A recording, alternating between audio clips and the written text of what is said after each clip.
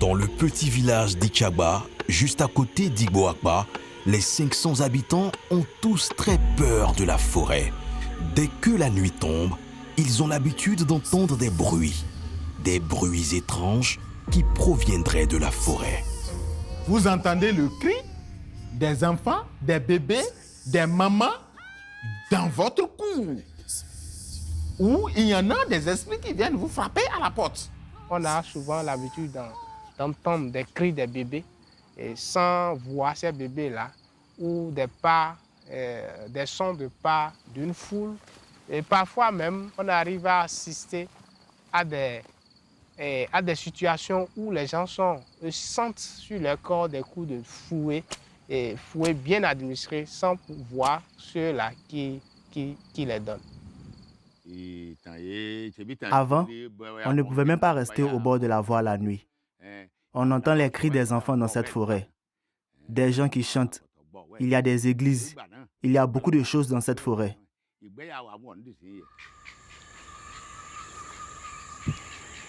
Des cris de bébés, des bruits de pas, des coups de fouet, tous ceux qui habitent aux alentours d'Igboakpa ont très peur.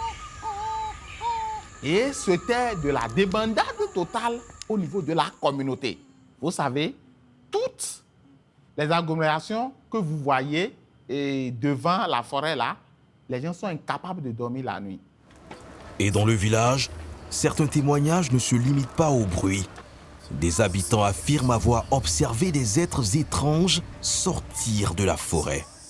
Vous savez, l'être humain, nos femmes, ils mettent directement le bébé et la tête en direction du ciel. Mais l'esprit fait le contraire.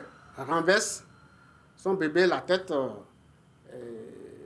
regarde le sol. Moi-même, je les ai vus. Je les ai vus. Et ils ont des enfants au dos. Ils m'ont demandé de l'eau.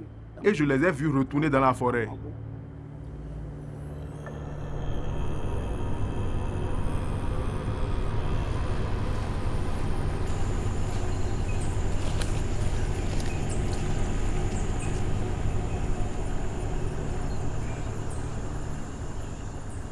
Il faut reconnaître que cette forêt-là, c'est une forêt dans laquelle les parents enterrent les morts tragiques. Je prends un exemple au hasard. Les personnes, les dames qui sont décédées, enceintes, décédées avec le bébé.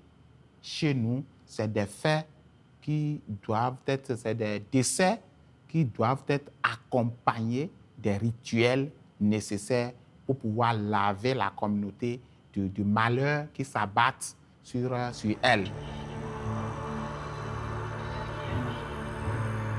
Voilà, souvent, ces corps-là sont souvent enterrés dans cette forêt-là, où des fous, bien d'autres, en tout cas, les décès tragiques. Serait-ce l'esprit de ces morts tragiques qui viennent hanter les vivants? Olufaye est un ancien du village d'Ikaba. C'est ici qu'il est né et a passé toute sa vie, tout près de ces phénomènes inexpliqués. Il y a des esprits dans la forêt. Et ces esprits sont comme nous, les humains. Mais ils ne sont pas exactement comme nous. Eux, ils sont des esprits de la forêt. Il y a des enfants. Il y a des adultes. Des fois, ils sautent à 13 heures. Des fois, ils sautent à minuit. Leurs chaussures sont différentes des nôtres. Quand ils marchent, c'est comme ça que ça résonne. Ils élèvent de la volaille, des chiens et des moutons dans cette forêt. Leurs chiens sont tellement géants. Il y a des moutons blancs, il y a des moutons noirs. Leurs coqs sont très grands et chantent Kokoroko, Kokoroko. C'est au moment où on cultive la terre pour semer du maïs. C'est en ce moment pluvieux qu'ils sortent de la forêt.